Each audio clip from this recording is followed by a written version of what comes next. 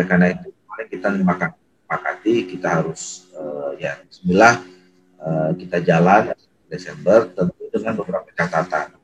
Nah, catatan-catatan itu adalah penyesuaian termasuk perubahan peraturan. Jadi dalam konteks peraturan ini tentu yang paling besar payungnya adalah undang-undang tentang pilkada yang kemudian kita revisi menjadi peraturan perundangan di undang-undang peraturan pemerintah pengganti undang nomor 2 tahun 2020. Kemudian juga ada penyesuaian peraturan-peraturan yang lebih teknis lagi dari KPU maupun Bawaslu. Nah, ditambah juga kita akan kemudian mengintegrasikan ya, penerapan peraturan yang berkaitan dengan protokol kesehatan COVID-19. Jadi ada undang-undang tentang karantina kesehatan, undang-undang tentang wabah penyakit menular, undang-undang tentang ketertiban umum dan sebagainya. Jadi ini semua akhirnya diintegrasikan menjadi pemahaman bersama penegakan hukum dalam Pilkada serentak tahun 2020. Jadi artinya dari segi peraturan sebetulnya sudah cukup lengkap untuk bagaimana kita menjaga supaya pelaksanaan Pilkada serentak 2020 ini bisa berjalan dengan baik dengan situasi yang sama sekali baru kita hadapi, yaitu pandemi. Nah, secara teknis juga kita mendorong adanya penambahan alat bantu, ya, terutama masalah logistik. Karena awalnya pelaksanaan pilkada serentak tahun 2020 yang ditetapkan 9 Desember ini kan selalu diperhadapkan dengan pandemi COVID-19. Apakah ada khawatiran, ya, apakah nanti pilkada ini akan menjadi klaster baru? Nah, oleh karena itu concern kita sejak awal adalah menjaga supaya pelaksanaan Pilkada serentak 2020 ini setiap tahapannya itu bisa menegakkan secara disiplin atau menerapkan protokol kesehatan COVID-19. Nah, oleh karena itu alat-alat bantunya juga semuanya sudah kita persiapkan, anggarannya juga sudah ditambah. Jadi selain ada anggaran untuk logistik kepemiluan, juga ada anggaran tambahan untuk memenuhi standar protokol kesehatan COVID-19. Nah, kemudian dalam pelaksanaannya sampai sejauh ini, alhamdulillah saya selalu mengatakan ada tiga isu sekaligus indikator apakah kita bisa mengatakan sukses nanti Pilkada serentak tahun 2020 ini. Nah, isu yang pertama adalah apakah seluruh tahapan yang dipersiapkan itu berjalan dengan baik atau tidak. Nah, alhamdulillah sejauh ini, hari ini adalah hari ke-69 tahapan kampanye. Yang tinggal akhir-akhir. Gitu. Jadi ada sekitar 3 tahapan lagi, yaitu nanti tahapan pencoblosan, kemudian rekapitulasi, dan terakhir penyelesaian sengketa. Jadi hampir 80%, 90% sebenarnya tahapan ini sudah berlangsung dengan baik. Ya. Jadi sejauh ini kita terus-menerus mengupdate hampir tiap hari ya, kita di Komisi 2 ini berkoordinasi terus baik formal maupun informal dengan penyelenggara dan pemerintah, memonitor terus ya. Walaupun hari ini misalnya secara formal tapi setiap hari kita ada forum-forum yang membangun komunikasi, mengkoordinasikan semua apakah ini bisa berjalan dengan baik atau tidak. Nah, alhamdulillah sampai tahap ini kekhawatiran kita bahwa pilkada ini akan menjadi klaster baru itu tidak terjadi, dan kita harapkan sampai di akhir nanti tahapan terakhir itu juga tidak terjadi. Bahwa kemudian di sana sini beberapa tempat ada beberapa kasus ya. Katakanlah tadi misalnya disinggung soal beberapa kepala daerah yang terkena terpapar gitu ya. Tetapi kalau kita bedah lagi, belum tentu yang kena itu adalah daerah yang kena pilkada, yang ikut pilkada gitu ya. Sebetulnya saya ingin mengatakan bahwa pandemi COVID-19 ini sebetulnya masalahnya bukan apakah kita melaksanakan pilkada atau tidak ya, atau kita ke kantor atau tidak ya, ataukah kita bisa ke mall atau tidak gitu. Tetapi masalah pandemi COVID-19 ini apakah kita disiplin atau tidak di dalam menerapkan protokol kesehatan COVID-19. Gitu. Toh yang nggak pilkada juga bisa kena COVID. Gitu. Jadi ini yang sering saya katakan, sebetulnya kita harus berhenti memperhadapkan antara pilkada dengan pandemi COVID. Karena pandemi COVID itu datangnya bukan kepada pilkada, tetapi kepada siapa saja yang tidak bisa menerapkan protokol COVID-19 secara baik, secara ketat. Nah, jadi tahapan-tahapan itu sampai sejauh ini cukup baik. Nah, tadi juga disinggung soal Sirekap. Ya. Sirekap. Alhamdulillah, kan sebetulnya di luar isu soal pandemi, ya kita juga menginginkan sebetulnya pemilu kita ini semakin hari ke depan tuh semakin baik. Ya. Terutama misalnya dalam konteks dalam perspektif pemilih, ya. Harusnya kan pilkada kita ini semakin pilkada yang menyenangkan, yang mudah, yang tidak menakutkan. Nah, oleh karena itu, kita sebenarnya memperbaiki. Di Komisi 2 sebenarnya dari awal mendorong supaya misalnya ke depan ini sudah harus ada diterapkan proses elektronisasi atau digitalisasi di tahapan-tahapan pemilu. Memang yang paling fenomenal itu kan kalau kemudian kita melaksanakan e-voting, walaupun bagi saya sebenarnya e-voting ini di beberapa negara maju, terutama di Eropa, sudah mulai dikoreksi. Tidak bebas dari penyimpangan juga, kecurangan juga. Nah, oleh karena itu, ketika KPU kemarin mengusulkan ada elektronisasi rekapitulasi, kami serta-merta mendukung, memberikan support. Cuman memang sayang konsep yang ditawarkan oleh KPU itu waktunya tidak cukup untuk bisa diverifikasi secara lengkap, ya, secara sempurna. Ya. Oleh karena itu, ketika kemarin ditawarkan, dimasukkan dalam sebuah peraturan KPU, kami akhirnya dengan komitmen tadi ya, untuk membuat supaya pemilu kita ini semakin lama semakin mudah, gitu.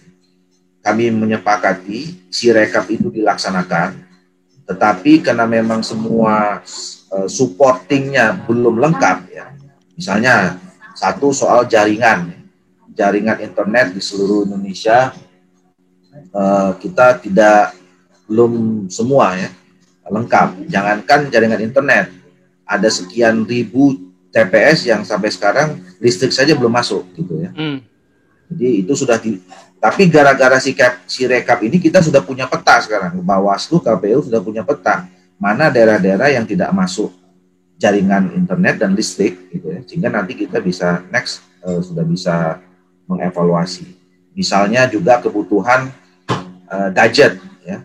Ini kalau kita memakai elektronisasi ini, semua penyelenggara itu harus punya gadget yang memenuhi syarat, gitu ya. Dan itu memang harganya tidak murah. Tidak semua penyelenggara sekarang punya gadget yang bisa menggunakan Sirekap itu.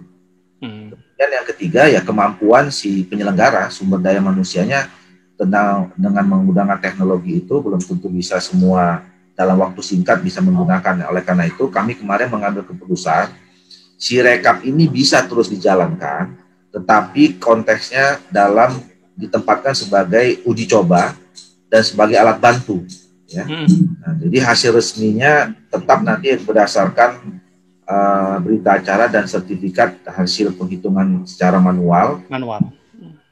Kami minta juga supaya KPU-nya tetap serius menjalankan ini, supaya kita tahu nanti ya apakah memang Sirekap ini atau elektronisasi rekapitulasi ini bisa kita jalankan dan di mana titik lemahnya untuk nanti kita bisa evaluasi dan sempurnakan. Nah, jadi itu dalam hasil rekap itu dalam konteks tahapan-tahapan. Jadi so far sejauh ini alhamdulillah tahapan-tahapan yang direncanakan oleh penyelenggara itu bisa berlangsung dengan baik. Isu yang kedua atau menjadi indikator yang kedua adalah soal tingkat partisipasi pemilih. Ya. Nah sebetulnya tidak dalam masa pandemi pun sebetulnya ini juga sering jadi isu. Ya. Pertama dari masalah atau akar masalahnya adalah soal DPT misalnya. Ya. Nah, DPT ini kita cari lagi masalahnya adalah soal data kependudukan kita, ya soal e-recap,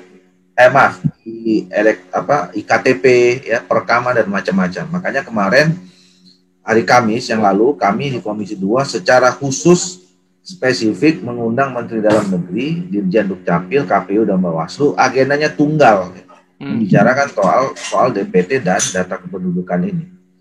Nah, memang kami menyimpulkan sebetulnya ya problem di Indonesia ini salah satunya adalah big data, soal database, termasuk data kependudukan. Jadi masalah soal bansos kemarin ada yang merasa yang hak tidak menerima, yang kemudian tidak berhak menerima, itu kan sebenarnya soal data. Data, betul.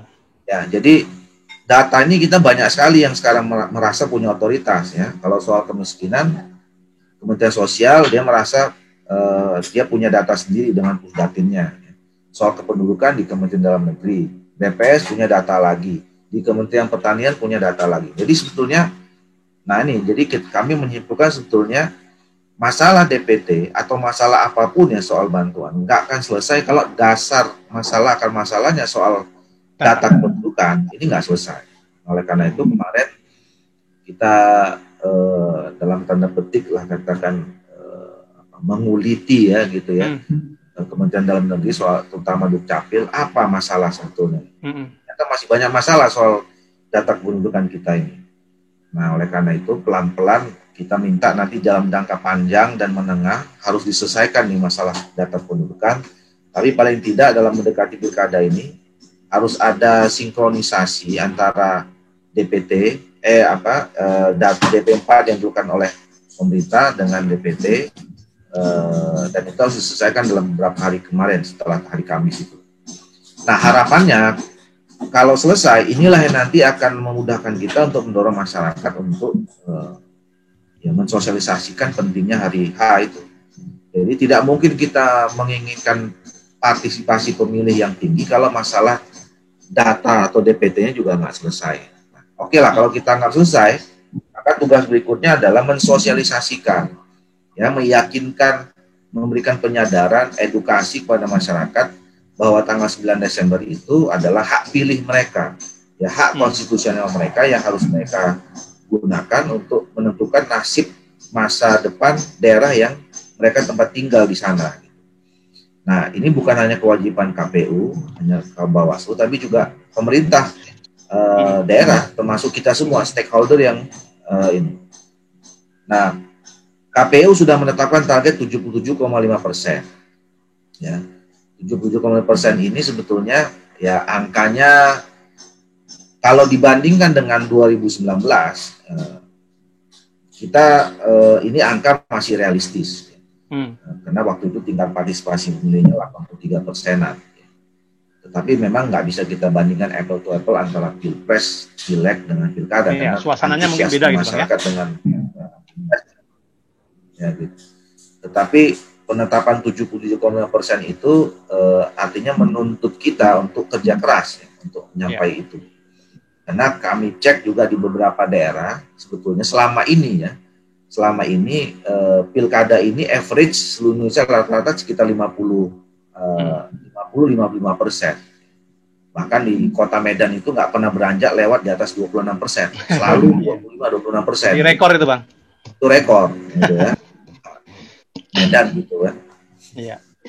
Nah, jadi ini saya kira kerja keras kita, tetapi ada satu fenomena yang menurut saya kita perhatikan dulu pada saat tanggal 23-24 di masa pendaftaran. Itulah awal kita semua waktu itu kembali rapat ya, gara-gara terjadi banyak kerumunan. Jadi kita udah buat peraturan, tapi ternyata pada masa pendaftaran itu rame-rame orang-orang berbondong-bondong.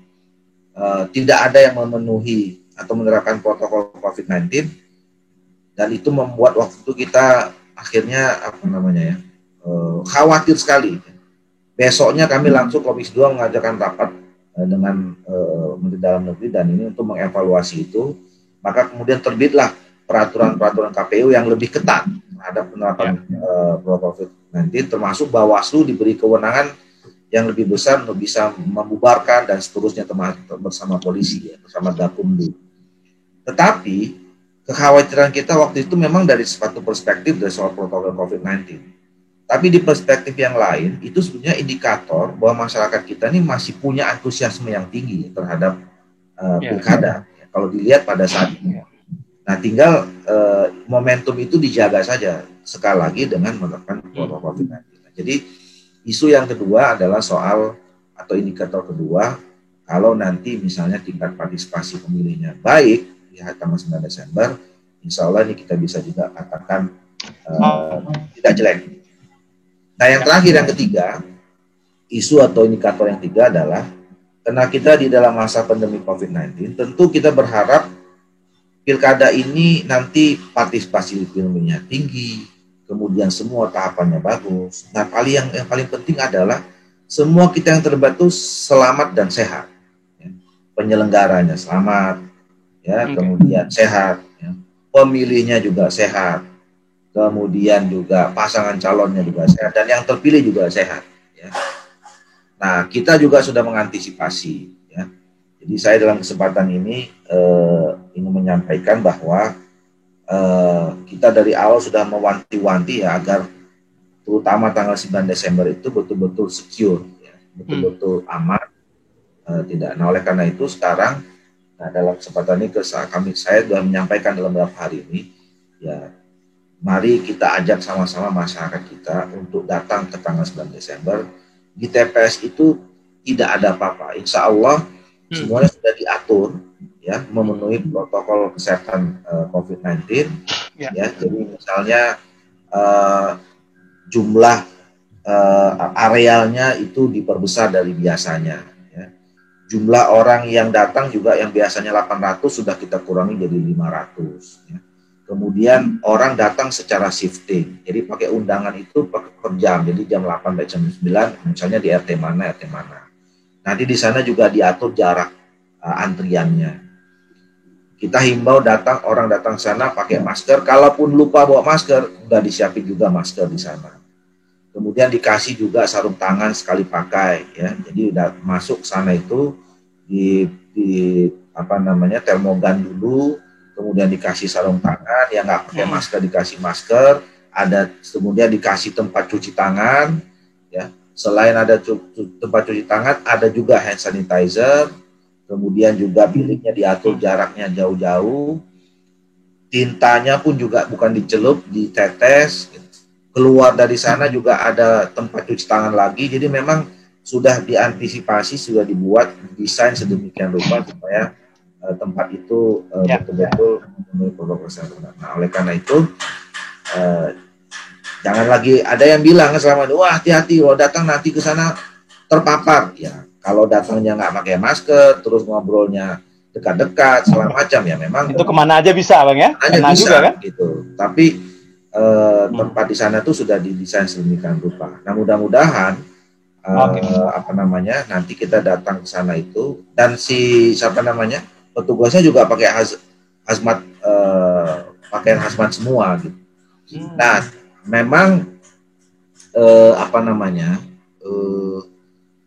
ini menjadi pertaruhan kita juga. Saya sering mengatakan, ya, kalau kita berhasil mensukseskan pilkada ini tadi dalam indikator yang ketiga, selamat dan sukses, ini juga bisa sebetulnya mentransformasi masyarakat kita menuju new normal life tadi itu yang disebut. Kenapa?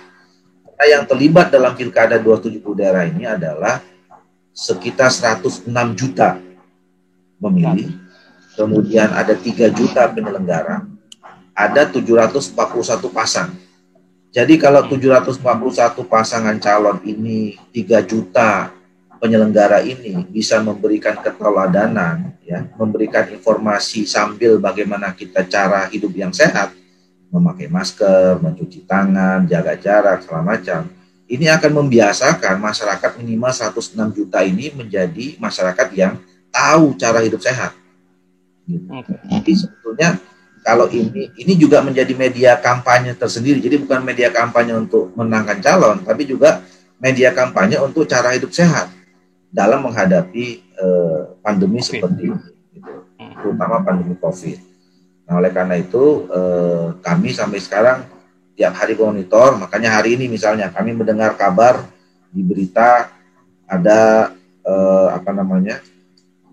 alat pelindung diri yang belum selesai masalah pengadaannya, ya, karena proses tender ada perusahaan yang mundur segala macam. Nah ini tadi saya langsung koordinasi sama Menteri Dalam Negeri untuk bisa diantisipasi. Mungkin hari ini harus ada rapat, ya, kemudian Dalam Negeri, KPU, Bawaslu untuk mengantisipasi itu. Udahlah, oke lah, nanti masalah tendernya kita selesaikan berikutnya, ya, apakah harus diusut tuntas lah kenapa kok bisa ada sampai begitu. Tapi yang paling penting sampai 9 Desember semua peralatan yang berkaitan dengan kepemiluan maupun masalah tentang kesehatan itu harus sudah ada bagaimanapun caranya. Oke, Bang. Saya kira itu ya yang. Terima kasih, Bang, atas waktunya. Tadi banyak hal yang bisa kita ambil, ya, terutama bahwa situasi ini bukan berarti kita tidak bisa melakukan apapun, tetapi yang terpenting adalah kesadaran, ya, kesadaran untuk ini. Tapi memang tentu nggak mudah, ya, karena kemarin sudah diingatkan saja, yang dulu-dulu sudah di stop, tapi kemarin masih ada 1 kerumunan, 2 kerumunan gitu, ya. Tentu jumlahnya tidak sama, tetapi ini bisa jadi catatan bagi kita.